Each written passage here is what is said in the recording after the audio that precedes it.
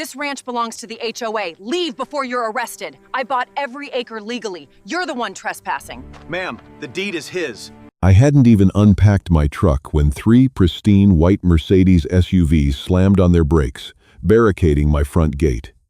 A woman with a diamond tennis bracelet and a clipboard marched up to my window. "You have 20 minutes to vacate HOA property," she sneered. I just smiled. Make me. It all started at the Mercer County tax deed auction, a depressing affair held in the basement of a brutalist concrete courthouse. Most of the properties up for grabs were condemned lots or abandoned strip malls. But I was there for item 42, Oak Haven Ranch, 43 acres, lakefront. Oak Haven had belonged to a man named Henry Gallagher, a reclusive cattleman who had passed away with no heirs and a mountain of debt. The property had sat in probate purgatory for nearly a decade, racking up unpaid taxes until the county finally decided to liquidate it. I'm Liam Henderson. After 25 years running a commercial construction firm in Chicago, I had sold my business, packed up my life, and set out looking for a quiet place to retire. I wanted dirt on my boots, a wraparound porch, and absolutely zero neighbors. When the auctioneer called item 42, the room was dead silent. I raised my paddle. For a laughable fraction of what a suburban condo costs, I became the sole owner of 43 acres of prime, unrestricted lakefront real estate. Or so I thought. 2 days later, I pulled my Ford F-250 up to the entrance of Oak Haven Ranch. The property was wild and beautiful, framed by ancient oak trees draped in Spanish moss, leading down to the sparkling waters of Lake Waban. But the entrance was a mess. A heavy, rusted iron gate hung off its hinges, secured by a heavy logging chain. I grabbed my bolt cutters from the truck bed, snapped the chain, and pushed the heavy iron doors open. The gravel driveway was completely overgrown, nature having reclaimed the stone. I took a deep breath of the pine-scented air. It was heaven. Then, the illusion shattered. The crunch of high-speed tires on gravel echoed down the road. In my rearview mirror, I saw 3 spotless, white Mercedes SUVs hurtling toward me. They didn't slow down to ask for directions. They swerved aggressively, boxing my truck in. 2 parked horizontally across the entrance, blocking the gate entirely, while the third pulled right up to my bumper. The doors flew open in unison, and out stepped the welcoming committee. Leading the charge was a woman in her late 50s, dressed in a pastel pink, matching tennis outfit, her hair sprayed into a rigid blonde helmet. She carried a clipboard like a weapon. Flanking her was a balding man in a tight polo shirt and a younger guy wearing a rent-a-cop uniform, complete with a tactical utility belt, though his holster held pepper spray, not a firearm. "Excuse me, hey," the woman barked, her heels clicking aggressively on the asphalt. "You, what do you think you're doing destroying community property?" I leaned against the bed of my truck, wiping grease off my hands with a rag. "I'm not destroying anything. I'm opening my gate. Who are you folks?" "I am Patricia Carmichael," she announced, puffing out her chest, president of the Heron Cove Homeowners Association. "This is Gary Wallace, my vice president, and Todd from Neighborhood Security. And you are trespassing on our future community expansion site. Todd, get his license plate." Todd immediately whipped out his phone and started snapping photos of my truck, my face, and the broken chain on the ground. I was genuinely confused. I had done exhaustive title research before the auction. Oak Haven Ranch was entirely unzoned, unincorporated county land. "Ma'am, there must be a mistake. This is Oak Haven Ranch. I just bought it at the county tax auction." Patricia scoffed, a sharp, nasal sound of pure disdain. "That is impossible. This parcel has been designated as Tract B of the Heron Cove Luxury Development for over 3 years. We are breaking ground on our new equestrian center here next month. Whoever sold you a fake deed scammed you. Now, you have exactly 20 minutes to load up your garbage and vacate HOA property, or Todd will be forced to physically detain you for the police." Todd puffed out his chest, resting a hand menacingly on his pepper spray. "You heard the president, buddy. Move it." I looked at Patricia, then at Gary, then at Todd. I reached into my truck cab, pulled out my leather folio, and extracted the freshly stamped county deed, complete with the gold foil seal from the Mercer County Clerk's office. I held it up. "Patricia," I said, keeping my voice dangerously calm. "This is a recorded deed. I own these 43 acres, all the way down to the water line. I don't belong to your HOA. I don't care about your equestrian center. And if you and your rent-a-cop aren't off my property in exactly 3 minutes, I'm going to have your little luxury SUVs towed for blocking a private right-of-way." Gary Wallace, the VP, laughed nervously. "Patricia, look at the seal. Is that real?" Patricia slapped Gary's arm. "Of course it's not real, Gary. This is a squatter tactic. They print these off the internet." She turned her venom back to me. "I know your type.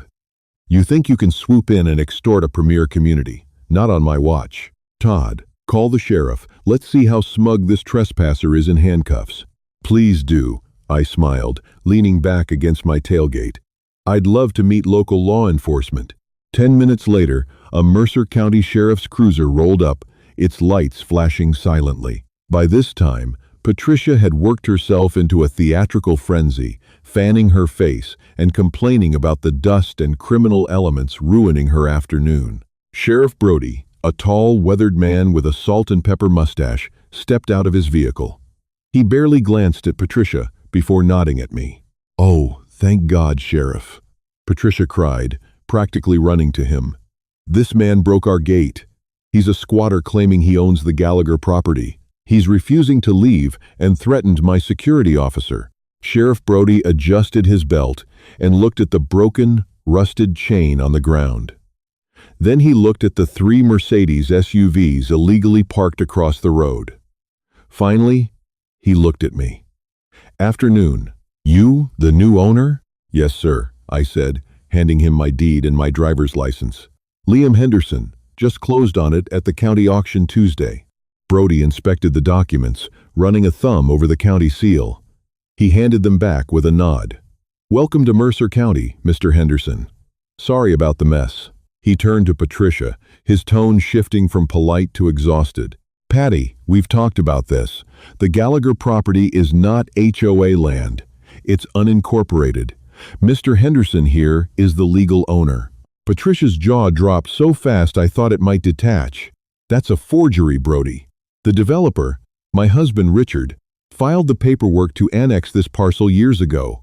It's in our master plan. Drawing a circle on a map doesn't make it yours, Patty," Brody sighed. "Richard never bought the land. He just assumed nobody else would. Now, I need you to move your vehicles. You're blocking a county road and obstructing Mr.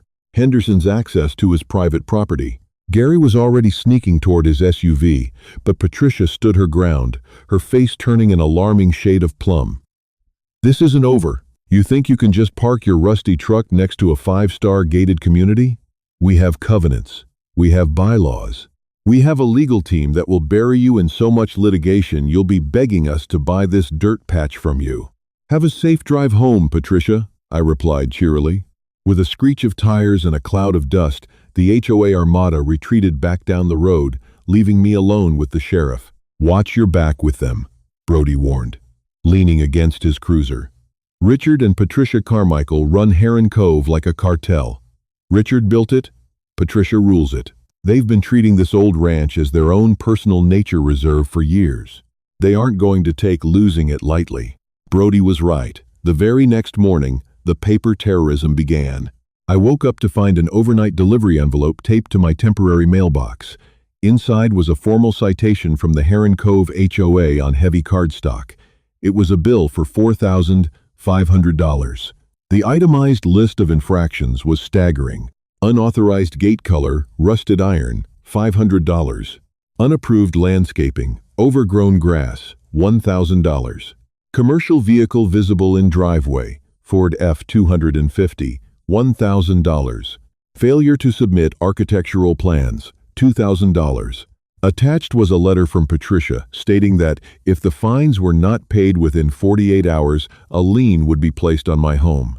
It was laughable. I wasn't in their HOA, so their covenants meant absolutely nothing to me. I tossed the letter into the burn barrel I had set up in the yard. But Patricia didn't stop there. By day 3, A high-end commercial drone began hovering over my property, buzzing like an angry hornet. I watched it circle my roof, the camera lens clearly pointed at the old barn I was beginning to repair. By day 5, I went into town to the county clerk's office to pull some historical permits for the barn. The clerk, a sweet woman named Nancy, took one look at my address and grimaced. Oak Haven Ranch? Oh, honey, you're the one Patricia Carmichael has been screaming about all week. She's been calling? I asked. Calling? She's been in here every day demanding we revoke your deed, Nancy whispered, looking around as if Patricia might jump out from behind a filing cabinet. She claimed you bribed the auctioneer. When that didn't work, she tried to file an adverse possession claim, saying the HOA has been mowing the edge of your property for 7 years, so they legally own it now. The judge laughed her out of chambers. Nancy leaned in closer. But be careful, Mr. Henderson. Richard Carmichael is ruthless. If they can't get you legally, they'll try to drive you out physically. Make life so miserable you just give up. I thanked Nancy and drove back to the ranch, my mind racing. I had dealt with corrupt union bosses and shady mafia-tied suppliers back in Chicago. A bored, power-hungry suburban HOA president didn't scare me, but I knew I needed to fortify my position. I wasn't just going to play defense. I was going to find out exactly why they were so desperate to get their hands on my 43 acres. The escalation happened faster than I anticipated. A week into my renovations, I hired a local fencing company to run a sturdy, 8-foot deer fence along the western property line, the exact border where my ranch met the manicured, emerald green lawns of the Heron Cove HOA. I woke up the morning after the fence posts were set in concrete to find absolute chaos.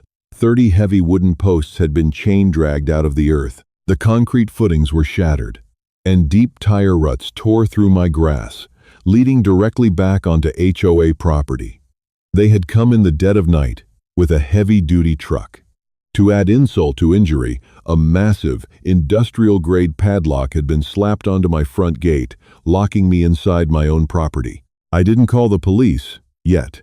I calmly took out my angle grinder, sliced the HOA padlock off in 30 seconds, and went to work. I drove to a specialized electronics store 3 towns over and dropped $2,000 on military-grade, motion-activated trail cameras with invisible infrared flash. I spent the evening mounting them high up in the oak trees, camouflaged perfectly in the Spanish moss. The next day, I made my second major move. I hired David Higgins, a grizzled, no-nonsense independent surveyor who looked like he had been mapping the earth since the Jurassic period. I didn't just want a standard boundary check. I paid him a premium to do an exhaustive satellite-linked topological survey, pulling original plat maps from the state capitol dating back to 1985. I want to know where every single inch of my land ends and theirs begins, I told David, handing him a thermos of coffee. David spent 3 days on the property. He waded through the marsh, hacked through blackberry brambles, and used a metal detector to find the original, century-old iron pins buried deep in the soil by the original homesteaders. On a rainy Thursday afternoon, I was sitting in my newly cleared living room when David knocked on the door. He was soaked to the bone, holding a massive tube of rolled-up blueprints. He didn't look tired. He looked utterly electrified. "Liam," David said, laying the blueprints out on my kitchen island. "You are going to want to see this." I had to double-check my math. Then I had my partner in the city triple-check it. "You said the developer, Richard Carmichael, built Heron Cove about 10 years ago, right?" "Right," I said, grabbing a towel for him. Henry Gallagher was still alive then, but he was sick and bedridden. "Why?" David unrolled the map. It was a massive overlay of the Heron Cove master plan, superimposed on the actual, legal GPS boundaries of my property. When Richard Carmichael laid out his luxury subdivision, he thought Henry Gallagher was going to die any day, David explained, tracing a line with a calloused finger. Carmichael assumed he'd just buy the ranch for pennies from the bank when Gallagher passed. So, Richard didn't wait. He just started building his master plan as if he already owned the land. David tapped a massive red circle on the map. "Liam, look at your western boundary line." I leaned in, tracing the dark black line of my property. My eyes widened as I saw what crossed over it. The Heron Cove HOA was famous for two things: their opulent, three-story, $2.5 million community clubhouse and their private luxury marina on Lake Waban. According to David's map, the boundary line of my property didn't stop at the edge of the woods like the HOA claimed. It extended nearly 400 feet further west. "Wait," I breathed, my heart pounding in my chest. "Are you telling me?" "Yes," David grinned, a predatory twinkle in his eye. "The entire Heron Cove Community Clubhouse, their Olympic-sized swimming pool, and the first 40 slips of their private luxury boat dock," he tapped the paper hard, "are built dead center on your property. The HOA doesn't own it. Richard Carmichael never legally annexed it. You own the clubhouse. You own the pool. You own their boats." I stared at the blueprints in stunned silence. The sheer, unadulterated hubris of Richard and Patricia Carmichael was staggering. They hadn't just encroached. They had built the crown jewels of their multi-million-dollar HOA on stolen land. That was why Patricia was so desperate to kick me out. That was why they were trying to terrorize me. They knew if a new owner actually pulled a deep-dive survey, their entire empire would collapse. "David, is this ironclad?" I asked, looking up. "I found the original iron pins," David said firmly. "I have the GPS coordinates stamped and certified. Any judge in the state will look at this and hand you the keys to that clubhouse." I didn't smile. I grinned. A dark, terrifying grin. I immediately picked up the phone and called Sarah Collins, a high-powered real estate litigator I had researched. When I explained the situation to her over the phone, I could actually hear her gasp. "Mr. Henderson," Sarah said, her voice trembling with excitement. "If what your surveyor is saying is true, this isn't just a boundary dispute. This is the holy grail of real estate litigation. You don't just have leverage. You have a nuclear bomb." "I don't want to drop the bomb yet, Sarah," I said, watching out my window as the HOA drone buzzed over my trees again. "I want to watch them dig their own graves first. I want every single piece of evidence of their harassment recorded." That night, my trail cameras paid for themselves. At 2 a.m., my phone pinged with motion alerts. I pulled up the live feed. There, in crystal clear infrared, were Gary Wallace and Todd, the security guard. They were carrying heavy bolt cutters and a jerry can of gasoline, sneaking toward my newly repaired barn. The trap was set. The board was in place. It was time to let Patricia Carmichael find out exactly who she had decided to go to war with. I didn't bother putting on my boots. I slipped into a pair of dark tactical sneakers, grabbed a heavy 6-cell mag light from my nightstand, and stepped out the back door of the cabin. The night air was thick with humidity and the chirping of crickets, but underneath the ambient noise of the woods, I could hear the distinct crunch of gravel. I moved through the shadows of the ancient oaks, my eyes adjusting to the darkness. About 50 yards from my newly repaired barn, I saw them.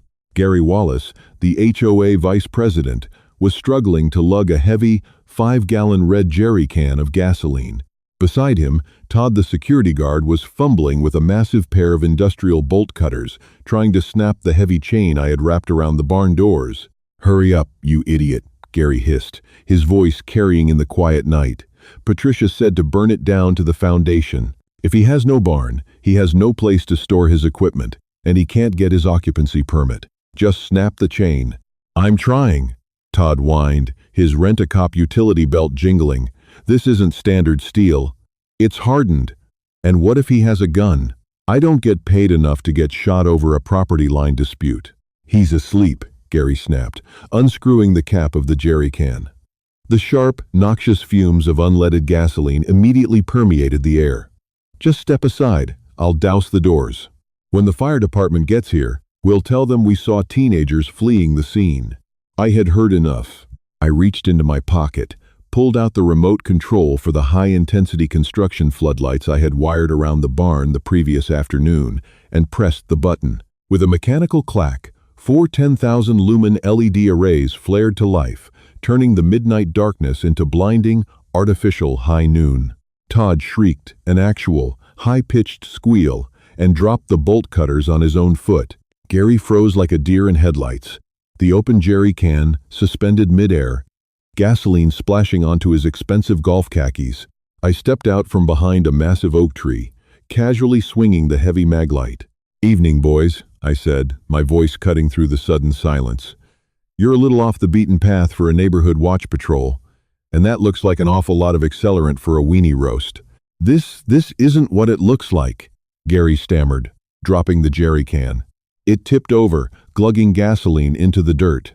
We smelled gas. We were investigating a hazard." "You brought gasoline to investigate a gas leak?" I asked, raising an eyebrow. "That's a bold strategy, Gary. Let's see what the sheriff thinks." "Please, man, no," Todd cried, holding his hands up in surrender. "I didn't want to do this. Patricia made us. She said if I didn't help Gary, she'd have me fired and blacklisted from every security firm in the state." "Shut up, Todd!" Gary barked, his face pale with panic. He looked at me, trying to muster some of his country club authority. "Listen, Henderson, you don't want to make a big deal out of this. You call the cops, and Richard Carmichael will bury you. He owns half the judges in this county. Name your price. Right now. How much to walk away from this property?" I just smiled and reached into my jacket, pulling out my phone. The screen was already illuminated with an active call. "Sheriff Brody?" I said into the speaker. "Did you catch all that?" Loud and clear, Liam, Sheriff Brody's gravelly voice crackled over the speakerphone. "I'm turning down your driveway now." Red and blue lights instantly washed over the trees. Brody hadn't just been on speed dial. I had called him the second my infrared cameras pinged, and he had parked his cruiser at the edge of my property, waiting for my signal. Brody and two deputies emerged from the darkness, hands resting on their holsters. "Gary Wallace," Brody sighed, shaking his head in disgust. "Attempted arson, trespassing, and destruction of property. Put your hands behind your back." Gary began sobbing the moment the cold steel cuffs clicked around his wrists. Todd didn't even wait to be asked. He laid face down in the dirt, hands behind his head, crying about his probation. As they were loaded into the back of the cruiser, Brody tipped his hat to me. "Good work on the floodlights, Liam. You just handed the DA a slam-dunk felony case. But watch your six. When Patricia finds out her VP is in a holding cell, she's going to go nuclear." Brody was right. By 9 a.m. the next morning, my lawyer, Sarah Collins, was sitting at my kitchen island, sipping black coffee and reviewing a massive stack of legal documents that a process server had just aggressively shoved into my hands. "Well," Sarah said, adjusting her glasses, "Patricia Carmichael isn't just going nuclear. She's delusional. She just filed an emergency injunction and a civil suit against you for kidnapping and emotional distress, claiming you held her board members hostage at gunpoint." "I didn't even have a gun on me," I laughed, "and I have the security footage to prove it. Can we get this thrown out?" "Oh, we're going to do a lot more than throw it out, Liam," Sarah smiled, a predatory gleam in her eyes. She patted the thick manila folder containing the topological survey David Higgins had completed. I spent all night verifying the surveyor's coordinates with the state registry. Richard Carmichael committed massive mortgage and development fraud. He used your 43 acres as collateral to secure the bank loans to build Heron Cove, claiming he owned the land under a shell LLC. "So the bank thinks they own the clubhouse?" I asked. "The bank thinks they financed a clubhouse on land owned by Richard," Sarah corrected. "But the land is yours, which means, legally, under Mercer County real property law, any permanent structures built on your land without a lease agreement belong to the landowner. You don't just own the dirt, Liam. You own the Heron Cove Clubhouse. You own the pool. You own the tennis courts. And as of right now, the Heron Cove HOA is trespassing." "How do we drop the hammer?" I asked, leaning forward. Sarah checked her watch. "The Heron Cove Annual General Meeting is tonight at 7 p.m. The entire neighborhood will be there to vote on the new board. Patricia is planning to use the meeting to rally the residents against you and fundraise for a legal war chest." "Sounds like the perfect place to serve some papers," I grinned. "Get your best suit on, Liam," Sarah said, zipping her briefcase. "We're crashing a country club." The Heron Cove Clubhouse was an absurd monument to suburban excess. It was a sprawling, three-story plantation-style mansion with towering white columns, a wraparound veranda, and a pristine, Olympic-sized infinity pool overlooking Lake Waban. The parking lot was a sea of Lexuses, Range Rovers, and, of course, Patricia's signature white Mercedes. At 7:15 p.m., Sarah and I walked through the massive double mahogany doors. I was wearing a tailored charcoal suit, and Sarah looked like a corporate assassin in a sharp navy blazer and holding a thick leather briefcase. The main ballroom was packed with over 200 residents. Waiters in white gloves circulated with trays of champagne and bacon-wrapped scallops. At the front of the room, on a raised dais, sat Patricia Carmichael, looking regal in a sparkling emerald dress. Her husband, Richard, a red-faced, overweight man sweating profusely in a tuxedo, sat beside her. Gary was noticeably absent, currently residing in the county jail. Patricia was speaking into a microphone, her voice dripping with fake sympathy. "And so, it breaks my heart to report that our community is under attack," she told the crowd, pressing a hand to her pearls. "A violent squatter has taken over the Gallagher tract. Last night, he viciously assaulted our dear Vice President, Gary, and our head of security. But do not fear, your HOA board is taking decisive action. We are imposing a special assessment of $5,000 per household to fund a legal strike force to evict this menace and reclaim our equestrian center land." A murmur of outrage rippled through the crowd. People were nodding, pulling out checkbooks. "I think that's my cue," I whispered to Sarah. I bypassed the velvet ropes, walked straight down the center aisle, and stepped right up to the dais. The room went dead silent as people turned to look at me. "Excuse me, Patricia," I said, my voice projecting clearly across the ballroom without the need for a microphone. "I think there's a minor error in your agenda." Patricia's face turned the color of a fire engine. She dropped the microphone, which let out a piercing screech of feedback. "You! How dare you! Security! Get this violent criminal out of our clubhouse immediately." Two burly security guards started moving toward me, but Sheriff Brody, who had quietly slipped in through the side doors at our request, stepped into the aisle and held up a hand. The guards stopped dead in their tracks. "Hold your horses, boys," Brody rumbled. "Mr. Henderson has a legal right to be here." Richard Carmichael stood up, his face purple with rage. "Brody, what is the meaning of this? This is a private, gated community. This man is trespassing." "Actually, Richard, that's what we're here to discuss," Sarah said, stepping up beside me. She opened her briefcase and pulled out a towering stack of bound legal documents. She walked over to the HOA's corporate attorney, a slick-looking guy named Greg who was sitting at the edge of the stage, and dropped the stack onto his lap with a heavy thud. "Greg, I'm Sarah Collins, representing Mr. Liam Henderson," she said loudly, ensuring the entire room could hear. "You have just been served with a lawsuit for ejectment, quiet title, and a massive civil claim for fraud, trespassing, and property damage." Greg frowned, quickly flipping open the first folder. His eyes scanned the first page, and I watched the color literally drain from his face. He looked at the satellite map, then at the GPS coordinates, then at the original county deed. His hands started to shake. "What is this nonsense, Greg?" Patricia demanded, marching over. "Tell them to get out." Greg didn't look at Patricia. He looked at Richard. "Richard, tell me you didn't." "Didn't what?" Richard blustered, sweat pouring down his forehead. "Tell me you didn't build this clubhouse on Track C," Greg whispered, his voice trembling. "You told me you bought the Gallagher land from the estate 10 years ago. You showed me the annexation papers." "I did," Richard shouted. "I filed the paperwork." "Filing paperwork doesn't transfer ownership if you don't actually buy the land, Richard," Greg suddenly yelled, losing his professional composure. He turned to the crowd of stunned residents. "Ladies and gentlemen, there is a massive problem." "What problem?" an older man in the front row demanded. I took a step forward, turning to face the 200 wealthy residents of Heron Cove. "The problem, folks, is that Richard Carmichael lied to you," I announced, my voice echoing off the vaulted ceilings. "When he built this neighborhood, he assumed he could steal the 43 acres next door. But he never bought it. I bought it. At a county tax auction last Tuesday, I pulled a rolled-up copy of the survey map from my jacket and held it up. I had a state-certified surveyor map the property lines, I continued, making eye contact with the shocked crowd.